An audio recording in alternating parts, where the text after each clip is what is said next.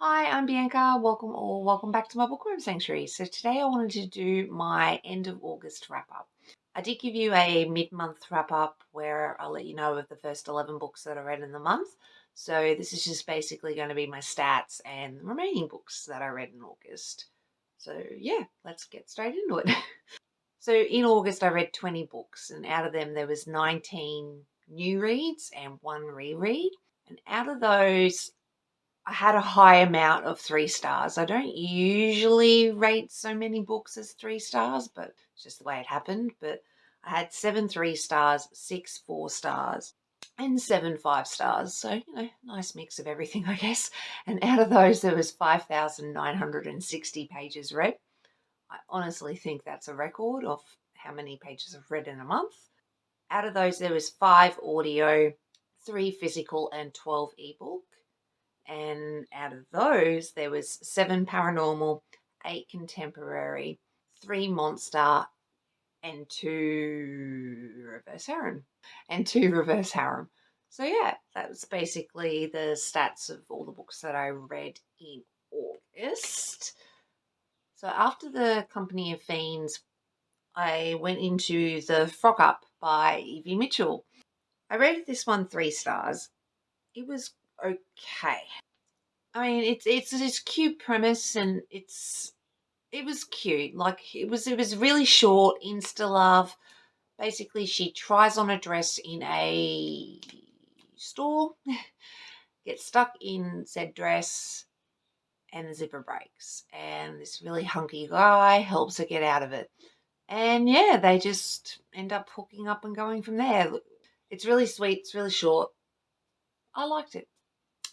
Then I read my first Anna Huang book, Twisted Lies. No, my bad.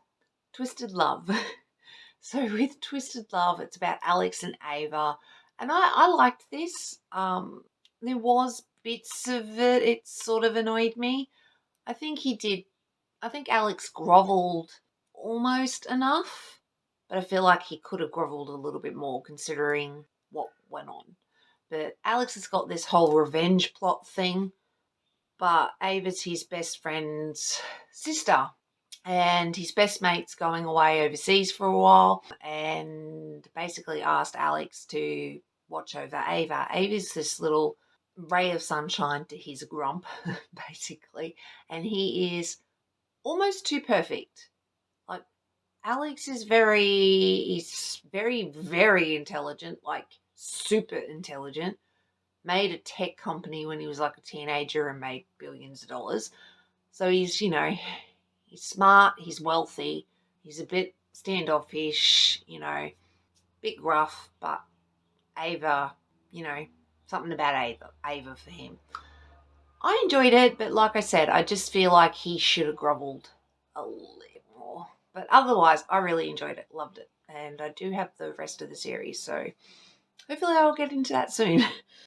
Then I read Friends with the Monsters and its second book, Some Kind of Monster. So this is about Demania. I always pronounce her name wrong. In my head, every time I read it, I think Demania, but it's actually like Damiana from memory. But I pronounce her name wrong because that's how I roll. She is strange, and there's something weird about her, and she lives in this house all on her lonesome, and she gets visits from her best friends, which are monsters. And then she goes to this club after this weird bloke just shows up at her place bleeding to death, and she helps him, and he ends up being this berserker dude. And there's this whole plot with witches, and it's really interesting. And you're sort of trying to figure out who she is while she starts hooking up with this berserker, a shape-shifting Nemean, and a Grim Reaper, and a Grim Reaper. Grim was so fucking cute. He was so cute. He was just so awkward and just. Oh. And the whole thing with the little spoon and the big spoon, I really thought that was so cute. But yeah, I really enjoyed it. The first and second book, I think it was definitely steamy. It kept me interested. So yeah, I really enjoyed it. Then I listened to Beauty and the Mustache by Penny Reid. This is the first Penny Reid book I read, and I looked on audio, whatever it's called, and I basically saw them. They were all included in the Plus catalogue, and basically I downloaded the whole series of shit. The first book is Truth or Beard, but anyway, I listened to. So what happened? Let's start this again. So basically, with Beauty and the Mustache, I picked up the book because it was part of the Audio Plus catalogue, and the entire series was on audio. And Beauty and the Mustache was like considered point 0.5. So it's like the prelude, but it's part of another spin-off series. So yeah. Anyway, the point is it's about the sister who, shit, I can't even remember her name. Helpful. Really helpful, Bianca. She starts this thing with old mate, Drew. His name is Drew. Her name is something. Anyway, I liked this, but watched the trigger warnings. It was very heavy. She's been living away. She's a nurse. She's got 6 older brothers, or 6 brothers. And anyway, she comes home because her mother's is sick with cancer and is dying. So there's a lot of caretaking there and her staying around. And she had a lot of preconceived, or, a lot of her memories towards her brothers was, her brothers weren't very nice to her growing up, as brothers do. And so she's distanced herself away from her brothers and her family since. And she really doesn't understand who they are now. But she comes back home and she meets Drew. And Drew is part of the Winston brothers' lives because he works with Jethro, I'm pretty sure. Anywho, says he works with Jethro. And there's this, it's just basically her staying at home, not necessarily taking care of herself, and a bit of a miscommunication with her and Drew, but you could kind of understand because of the upheaval in her life.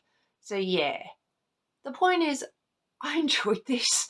It was okay. I don't know. It just was missing maybe more interactions between the main couple and more romance. But considering the heavy topics of the book, with her mother passing away or dying of cancer, I got it.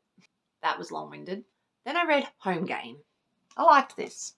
And then I read Home Game, which I really liked. Really, really liked, actually. So Ryan is this hockey player. And he needs help with, I think, some tax shit. And he's in this cafe and he meets Zoe. And Zoe helps him out. And then he ends up driving her home, which happens to be a shelter that she missed out on for the night. So she's homeless. And basically something happens to her and she ends up in the hospital, and she has Ryan's card, and Ryan is called, and Ryan comes and picks her up, and she needs taken care of because of her injuries, and he takes her in, basically. And Zoe has nowhere to go, but I really loved this. I really, really did. I found it very funny that the 2 bad people happened to be called Bianca and Terence. Yeah, my name's Bianca, but my little brother, I shouldn't call him my little brother, he's not really little, he's in his 30s, but my brother's name is Terence. So I found it really, really funny that the 2 not so nice people were called Bianca and Terence. I just thought that was amusing, but they really were shit people. And Zoe, has so much going on. And I kind of even liked the miscommunication in this because it was understandable. And yeah, I loved everything about this. I really, really did like it. So yeah, interested to go into more of the series. I'm pretty sure this was like book 2 of the hockey series. So, yeah, hopefully I'll get into more of them soon. Then I read Homecoming, Homicide, and Creeping It Real. Okay. I don't know, like, there's nothing really memorable about those two, to be really honest. It's actually a trilogy, but I got bored. And it's not really well written, and it just didn't seem like there was any point to it. I mean, she has left her small town, and three blokes that she, used to hook up with as a teenager. And she comes back home for a homicide issue because her dad's a cop and she's some sort of cop. And yeah, these blokes just take her and then just sort of pretty much insert them in. Look, the whole thing was a little weird. I didn't really like it. So yeah. And then I read Truth or Beard. I actually listened to Truth or Beard. So this is the first book in the Winston Brothers. I liked this. I don't know how I feel about the Winston Brothers. Like, so this one's about Dwayne. So Dwayne's one of the twins. And Jessica James, the daughter of the sheriff, the main policeman, I'm pretty sure, in the area. And her brother is Jackson, and Jackson has a go. He's a cop as well, and he's always sort of half harassing the Winston brothers. I love the interactions between the Winston brothers themselves, and Cletus is fucking funny. I love Cletus. And the way the voices are all done, I really love it. I really love it. I love their accents and everything. It's just so cool. But the story itself, I'm not sure how I feel about it. So Dwayne, owns the auto shop with his brothers, Cletus and his twin Beau. And Jessica has always had a thing for Beau, thinks Dwayne is Beau, and they have a moment together in a bathroom from memory. Anyway, quickly realise it's Dwayne, and they go from there. But Jessica has this, she wants to go experience the world. She wants to travel. She wants to see things. There's nothing wrong with that. But I really hated how everybody, even Dwayne, everybody put her down for that. Like, it was sort of like, oh, how dare you want to travel the world and be flighty and wanderlust, and you have no ambition or no drive. It's like, fuck you. So yeah, that annoyed me. It really did.